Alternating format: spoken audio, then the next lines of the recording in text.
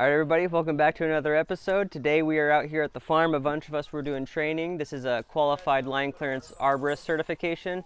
It's kind of a mouthful. But we're out here, we're doing training. We do this annually to keep up our credential for working around power lines. So this is the fourth day of the week, I think. Yeah, it's Thursday. We spent the whole first part of the week going over a bunch of classroom stuff on the computer, looking at power lines and stuff like that. So not a whole ton to show there, but I thought I'd want to document and share this part with you because we're going to be going over aerial rescue right here for this class. And so, that's in... aerial rescue is practicing in case, God forbid somebody gets hurt in a tree. We want to be able to go up and, effectively, potentially rescue that person, get them out of the tree. So that's what we're doing, and we're at the farm. This is a property that we bought a while ago that we are currently in the process of getting permits and stuff. We're going to build a new shop here, but right now it's still it's just a nice farm right now, perfect for practicing our trees that we're going to be climbing, and it's going to be really cool. So yeah, we'll show you what we're up to and talk about aerial rescue and line clearance safety. Something's wrong. All right, Woody, are you okay? Woody's not responsive. Caleb, can you call 911? Hi, this is Caleb. We've got a climber unconscious in a tree. Aerial rescue is it's practice that's required by OSHA for anybody that's doing tree work, actually. If you're doing any kind of work at height, you need to practice some form of at height rescue. Would you want to be tethered by the D-rings or your bridge? Which one do you think would be better? Bridge. All right, so Nick and Caleb are gearing up right now. That's our progressive interracial couple that we have right there, getting ready to get going. The instructor's just running us through different scenarios. There's a lot to take into consideration, like the devices we climb on are rated for, an individual's weight, so you have to compensate with a lot of, friction, and it's really important that you don't mess with anybody's posture too much if they're still breathing, because you don't want to potentially injure them more. Anybody will tell you that knows anything about aerial rescue, the first rule is don't make a second victim. So there's a lot to go over. He's going over this stuff on the ground with us, and then we'll go up the tree. We'll take turns practicing and going and getting the dummy out of the tree. We try to do this, at least once a year. We get together and practice aerial rescue because it's one of those things that, the best aerial rescue, they say, is the one that never happens. So hopefully we never have to do this. And I've never had to do this with anybody, but it's important to keep practicing, and to keep, especially as gear changes, we all use different devices, so you want to be familiar with everybody's climbing systems, and so it's important to keep up on this stuff. So that's what we're doing out here right now. In just a minute, we'll start headed up the tree. So I'm gonna ascend the line. You feel safe about going up on that tree? I feel safe about going up that tree. All right, Woody, I'm coming up for you. Stay calm. If you're faced with a rescue decision, you have to have a second person on your crew who's capable of performing an aerial rescue. So talk to me, what are you doing? What are you thinking? All right, guys, Woody's hanging in the air. I'm gonna go above him and transfer over. That way I can get a sight on whether he's breathing. So that in the event that somebody at height gets hurt, there's someone on the ground that knows how to get that person back to the ground. All right, Woody's breathing. He's breathing? But he's unresponsive. What are we gonna do if he's breathing? We're gonna stabilize him. All right, go ahead. This is really just aerial rescue practice. The real test is when someone actually gets hurt. That's it. Good job, dude. And if you haven't practiced it enough, you're not gonna be prepared for it. Nice job, Caleb. Woo. Our time point's here, his time point's over here. We don't want him swinging that way, us swinging this way. We want to be together, right? It's best work practices that are actually required by OSHA and the Z133 is that you have to practice aerial rescue once a year. So it's actually good for us to practice rescuing somebody on a rope runner. Yeah, so a lot of us are going up. You'll notice we're going up a single rope. August climbs on double rope, so he's got a moving rope system. And you can see that means that when he pulls himself up, he has some mechanical advantage. So, his steps are going to require half as much energy, but he's going to go half the distance as going up single line. So, yeah, he likes to go double rope. A lot of us like to go single rope. Judd's old school. He's going to foot lock up it. And so, yeah, just tons of ways to climb a tree. Everybody's got their own preference. It could be heart attack. It could be a bee sting. It could be electrocution. Right? Tree work is filled with hazards, right? You're working at height. You're working on something that's unrated, right? The growth of the tree itself or the species is a hazard, right? You have some trees that have included bark, which is weak branch attachments. Is that in our shot now? Oh yeah. You're ruining our interview, Hey, Jed. Can you move that? I can. Yeah. Because you're in our shot. Kevin's a star. He needs. I got that, but you know, I thought Eastside Tree Works might represent well. Except I'm already like halfway through a statement, and now I got to redo the whole statement because the shot has changed. The whole thing's ruined. So thanks, Jed. I forgot what I said. Tree work is full of hazards, right? Hazards are things that can hurt you, but you're not necessarily in immediate danger when you're doing tree work, unless you haven't followed certain rules. But then you're also working at height in general. That's a hazard. You're using sharp objects like chainsaws and hand saws. And then in many cases, you're working around power lines. You know, whether you're doing line clearance work or not, you're working at height. And if you're working at height, you're getting closer to power lines, or you have the ability to get closer to that power lines. So that's a hazard. Nucleus. What's in the We really try to focus on filling their head with information about electricity so that they can ultimately have more respect for what's going on, to end up having more respect for the wires and understand why it's so important that we stay a certain distance from the wire. Dr. John Ball, I've heard him say, tree work isn't dangerous unless you don't know what you're doing. So I need to climb up that tree, and what's the first thing I need to do when I get to that victim? These guys that are climbing these trees practicing the rescue, I'm trying to embed it in their memory that the first thing you want to do when you get to a victim is to find out if they're breathing. Because if somebody's not breathing, the first thing you have to do is get them to the ground so you can do CPR. He's alive. He's He's alive. non-responsive. Okay. So do we need to get them to the ground? If they are breathing, then you can like take a breath and start thinking about what can I do to help this person.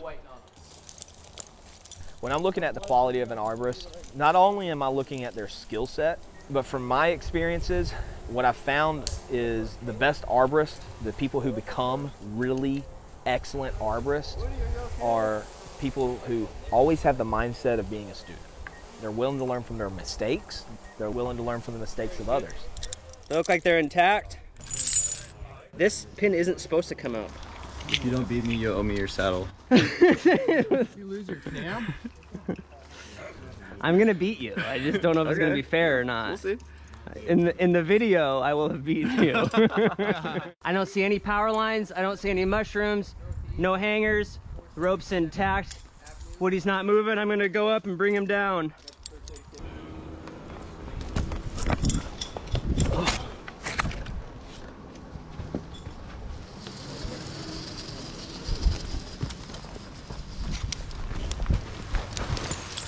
All right.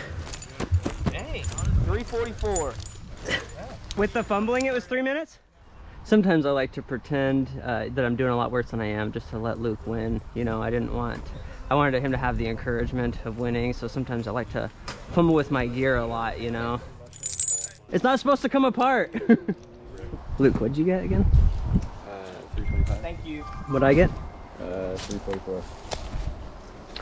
But mine was a metric 344. Yeah, that's fine. Makeshift chest box, can you get it through there? I don't know, it might not be long enough. I think everybody did great today. You know, there was a few safety concerns I had with their climbing equipment or their technique that I was able to address, right? Which is really good for an afternoon of practicing aerial rescue. It allows me as an instructor to get a look at everybody's climbing system, everybody's equipment that they're using, how they're using it, how comfortable they are with using that equipment. And it allows me to say, if you're having a problem with your equipment that leads you to using something unsafe, then let's fix that piece of equipment so that you can use it properly. Basically, you want it to be able to, you want it to be kind of maxed out right here. So that's about maxed out when your leg's straight right there. Okay. All right, good to go, bud. All right, something's wrong. Woody, are you okay? Can you hear me? Small choppy steps, Nick, like you're paddling bike backwards. They're open to my criticism. Hey, Nick, part of the reason you keep lifting the rope has to do with the angle of your foot. We had some guys climbing different ways, and we were able to kind of coach them on control. So your tether's a little too long, but that's all right. Get him below you. All right, Jed's going up now. Inbred Jed, he's an old school guy. You can see his system is a little different. It's, you know, he's gonna foot lock up. This is the system people used before we had all these fancy gears. It's just rope on rope securing him. So it's a little older of a style. It still works. That's how he likes to do it. Jed's a cool guy. But yeah, it's you know, everybody's got their different style, and this is how they used to do it, you know, 30 years ago. Yeah, forgot about This is straight up old school right here, brother. It's good stuff. This is not And it was really cool to see the guys like think through the problems on their own. We'll get you down, bud. Hang on. This is a lost art right here. Foot locking is a lost art. Get her, Jed. Hang on, buddy. There's a few people like I intentionally ask them questions to try to trip them up. Yeah, he's breathing. He is breathing? Yeah. What are you gonna do? I'm gonna support his back and bring him down. Nope, he's breathing. Oh, he's breathing. And they were able to think on the spot, and they knew exactly what they needed to do in that situation. There you go. Why wouldn't you bring him down? Well, he's gonna be better off in the hands of the pros. Right. If you start moving them and bringing them down, what could happen? Goof up his backwards. There you go. You can make it worse, right? Yeah. All right. They can try to make a habit of maybe once a month or once every other month practicing a rescue like this. Man, these guys will be prepared for any emergency situation that might come to them. Good job, sir. Now, Jake, on the other hand, dude, it's guilty of treason for a reason. Overall, man, these guys did fantastic. Good job, Nick. And every single one of them remembered what the focus was. The focus in aerial rescue was not how fast can I get it done. It was, am I remembering to call 911? Am I checking the victim for breathing? Am I checking for hazards that might hurt me?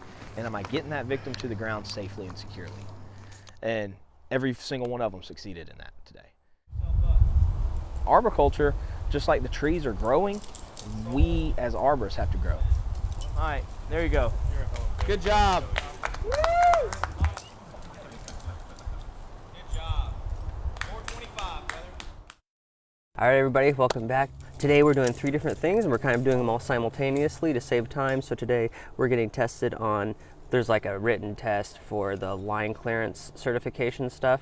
The vast majority of this class has been line clearance stuff in like the classroom and everything, and that's, you know, I'm not going to show too much of that because it's not that, there's not that much to show. But so we're doing the written test today, and then we're doing a comprehensive skills climb test. So we've got some goals and objectives up in this tree that we're going to climb up there, and just to demonstrate general skill, show that we can, you know, get up the tree and do certain things. And then we're also doing a knots test today. Knots are super important in this industry to know how to tie those for all sorts of, you know, practical and safety applications. So we're all doing 3 tests. We're doing it alternatively, and so that's what's going on today. And yeah, it's the last day of the class, and it's been fun.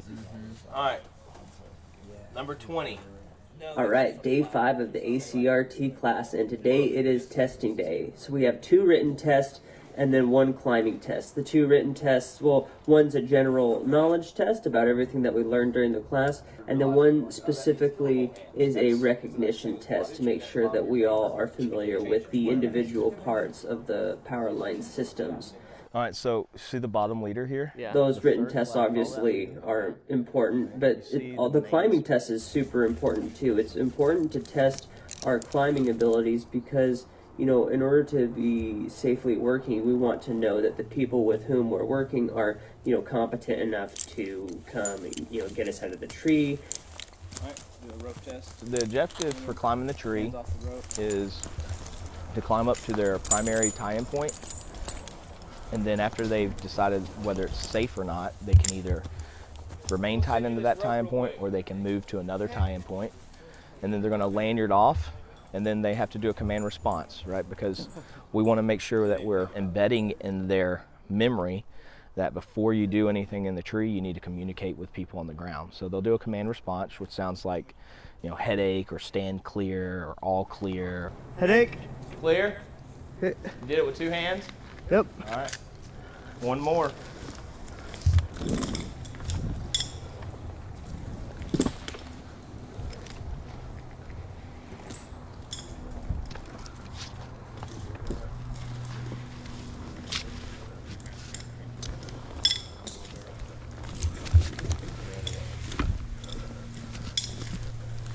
see it, Jake? Yep. Okay.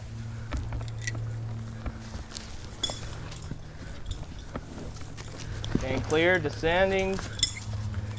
He did it. Yeah, nobody clapped for you. Sorry. I told him to clap for you. So we have guys doing their written test now, and then we've got guys in the tree doing a climbing assessment, because in order to go and do tree work around power lines, I need to see that they can physically climb the tree. Headache, headache. Now Jake has to reclimb the tree so he can go and get all the other flags. No matter what time anybody gets, I'm gonna say, yeah, my flag was way further out though. Do it all clear before you jump. All clear? Clear. Very nice, man. Yeah. They're going up and they're just doing command response, securing themselves, working on work position. So you're practically pulling yourself up there. So the way this test is set up, we have to ascend the tree, you know, and you can use your own, whichever method you choose to get to the top. And then once you get to the top, you have to, you know, inspect the union, make sure that it's safe. And then basically we have a couple spots in the tree that we have to move around to, you know, calling out headache, clear, making sure that everybody is a safe distance away, just like we do in the field.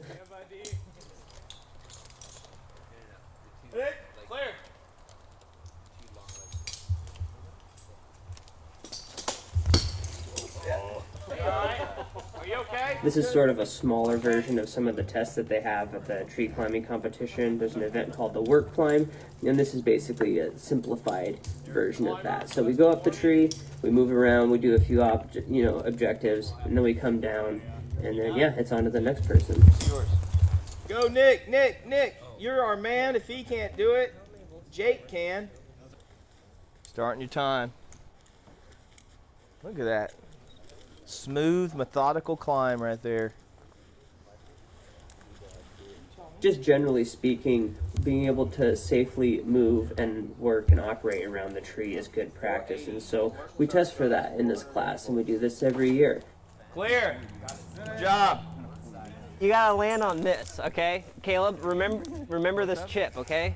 Remember this chip. This is what you gotta land on. Not exactly. On the chip. I will know land on chip that chip. So my prediction is going to be at least half of Jake's time. Maximum. Maximum. At least. I had to fight the rope. The rope was in my face the whole time. The sun is in my face. There were bees. I mean, it's definitely going to be. Dude, did you see that eagle coming up? Easy. There were eagles. You ready?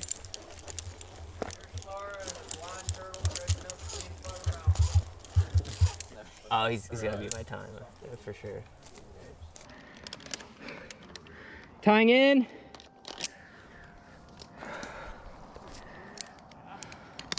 All clear. Heading to the next side.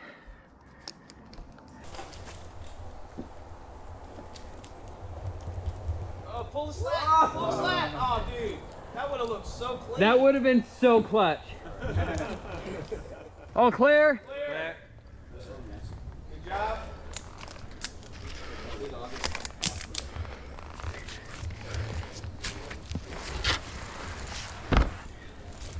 Come back.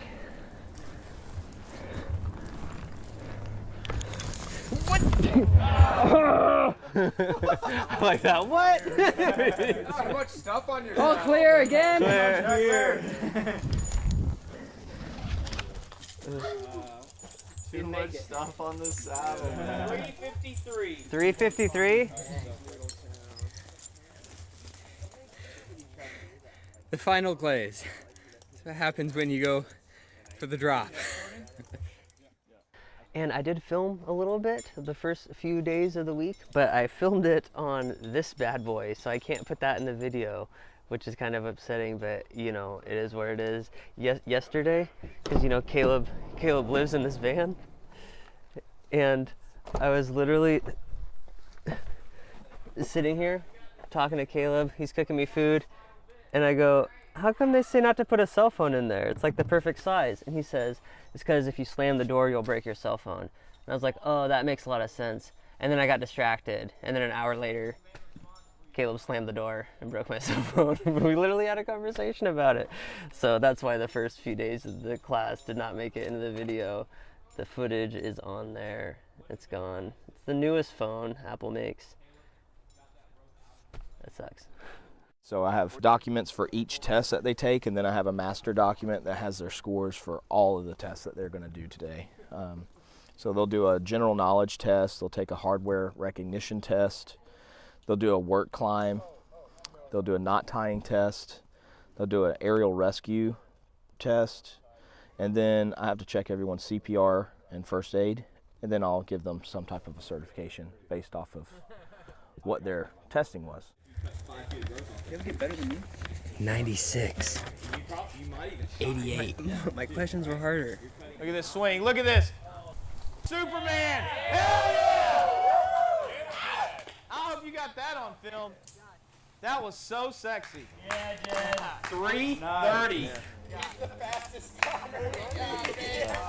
Not looking for sponsors or anything, but Black Fan is huge. Caleb's available. If Barnes is watching, Caleb's available. The knot test is really, really important. You know, as arborists, we're dealing with knots and ropes constantly, both in various rigging applications as well as with our climbing systems. So, Kevin tests us here on our ropes to make sure that we know the basic knots that we need for tree work. I mean, there are so many knots, and knots is another really fun one. You get a new guy on the crew, start teaching him a few knots, and you can quickly see a lot of times their interest is really piqued, and it's a really good way to get somebody engaged into the industry quickly. So knots are important for so many reasons. This is my foot ascender. Dude, try mine. You're gonna the whole thing? It doesn't matter what foot ascender you use. I like this one, but this is super cool because look, your foot goes in here, and this just clips to your back, like anywhere on your harness on the back, and then this is your chest piece. So it's all in one thing. Across your, like, over your shoulder. And then when you get up to where you're done, just throw it off your shoulder and it'll just dangle there. Kind of. This is the range of motion that I'm worried about. When I try and come up with this, I don't like hitting. Get it, Jordan. Come on, man. Jordan over there, he is the owner's nephew, and he has been here 6 or 7 years. He is a certified arborist, qualified tree risk assessor, and he's a master gardener also. He runs the fine pruning crew. So they do a lot of really high-end properties, Japanese maples, fruit trees, all sorts of stuff like that. That's what he focuses on. That's his specialty. Clear. Clear.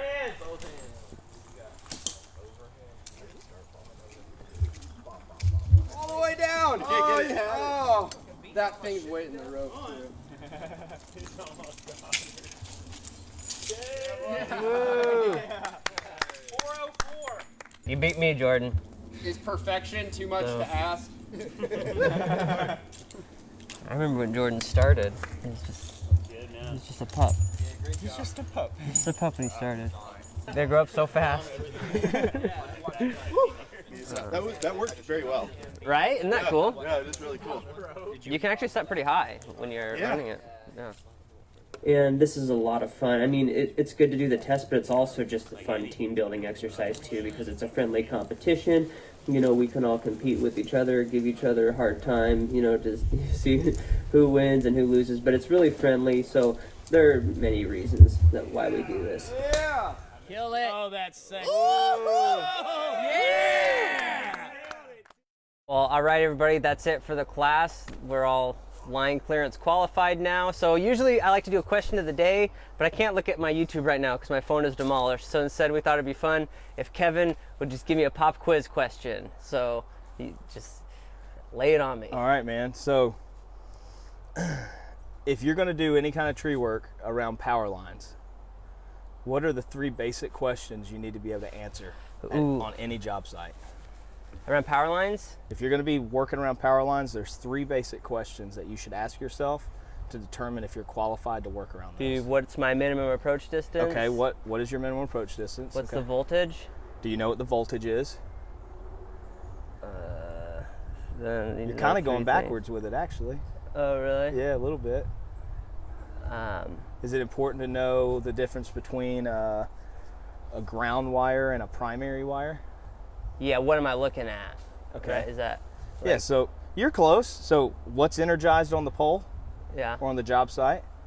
And once you've determined what's energized, you got to determine what the voltage is. And then after you determine the voltage, you got to know what your minimal approach distance chart is. Oh, okay. Or what your minimal approach distance is. So what's energized? Know what's energized Yeah. rather than just knowing all the parts of the Correct. components. Know what's energized, know what the voltage is, know what your minimal approach is. It's important. Well, thanks, Kevin. Yeah, man. I appreciate Thanks, it. It's been dude. fun. Enjoyed it. Had a good time with you guys this week. Yeah. Thanks for the videos and everything. Look forward to seeing the final. Yeah, it should be good. Is there any way if people want to get a hold of you, or should they? Any plugs you want to do? Yeah. Anybody wants to send me an email saying how awesome I am or how dumb I am, send it to K Myers. That's KMYERS at ACRTINC.com. So that's K Myers at ACRTinc.com. Yeah, send Kevin your fan mail there. Yeah, right. I'm sure I'll get some people sending me questions and telling me how dumb I look in this hat. Yeah, send Kevin the questions. Eastside Tree Works hat. Well, cool. Well, thanks, Kevin. And that's it for this episode. Don't forget to like and subscribe. Hopefully you like that. We'll see you next time. Hey fellers, if you enjoyed that video, please like and subscribe. And if you like shorter videos, be sure to check out my second channel, Trees and Chips, where I'm posting highlights, clips, and scenes from the longer episodes on this channel. You can follow Eastside Tree Works on Facebook and Instagram. You can follow me, Guilty of Treason, on Instagram and TikTok. And if you want to come work with us here at Eastside Tree Works, be sure to click the link in the description below, fill out an application. We'd love to have you on board. And once again, thanks for watching.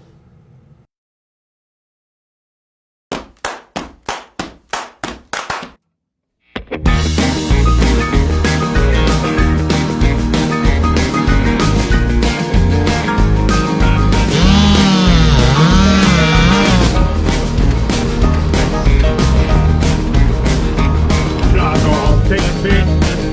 Move over to the left a little bit.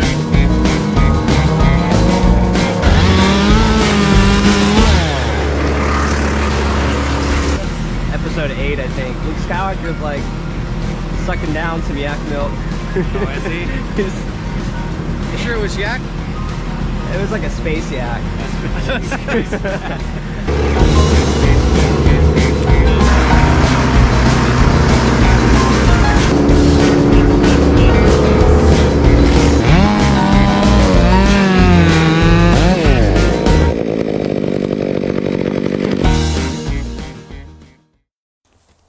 There he is. He's going to attack us. Ah!